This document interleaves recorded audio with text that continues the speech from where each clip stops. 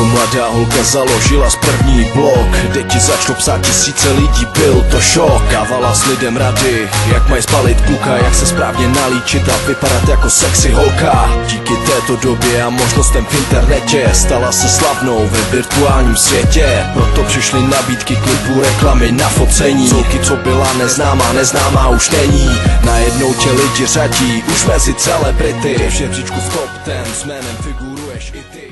Poznáváš nový lidi, poznáváš nový svět. Pohlcuje tě show business, odkud není cesty zpět. Dnes je ti 16, už nejsi dítě, ale žena, co se ráda fotí v barvě pink růžově oblečená. Jedni si myslí, že si zlá kopie Barbie, druzí naráží na Paris, co je tupá, ukazuje hadry. Máš slavu, máš fame, luxus, šperky, podporu fans, sponzorů a taky vtěrky.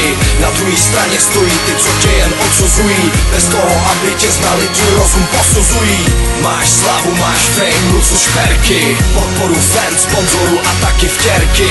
Na druhé straně stojí ty, co tě jen odsuzují, bez toho, aby tě znali, tvůj rozum posuzují. Asi ti není příjemný to, jak tě všichni vidí, ten obraz, co se vytvořil, pere se do všech lidí. Lidi si pak myslí, že si jenom hloupá fiflená, jenže co je není pravdou, je velké dilema. I tak si velkým idolem skoro všech mladých holek, co tě podporují, ostatní vytváří antispolek. Není divu, když vidí, že máš prachy slávu, chtěli by to samý a myslí si, že ty nejsi v právu. Jenže ty neřešíš, nevidíš, děláš, že neslyšíš, jedině tuhle silou vůle, tak hejtery umlčíš. Nad všechny negace musíš být vždy jen povznešená, každá reklama je dobrá, nechtěná je chtěná. Proto jedeš dál a buduješ si stále svoje sny. Štěstí přeje připraveným, i když těžký jsou ty dny.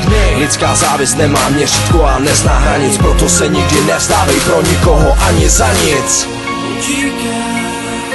Utíkáš, máš jasně daný cíl, do míst, o kterých by člověk jenom snil. Usínáš na nebesích plný hvězd,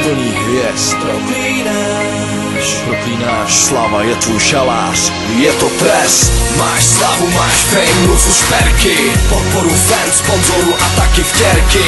Na druhé straně stojí ty, co tě jen odsuzují, bez toho, aby tě znali, tvůj rozum posuzují.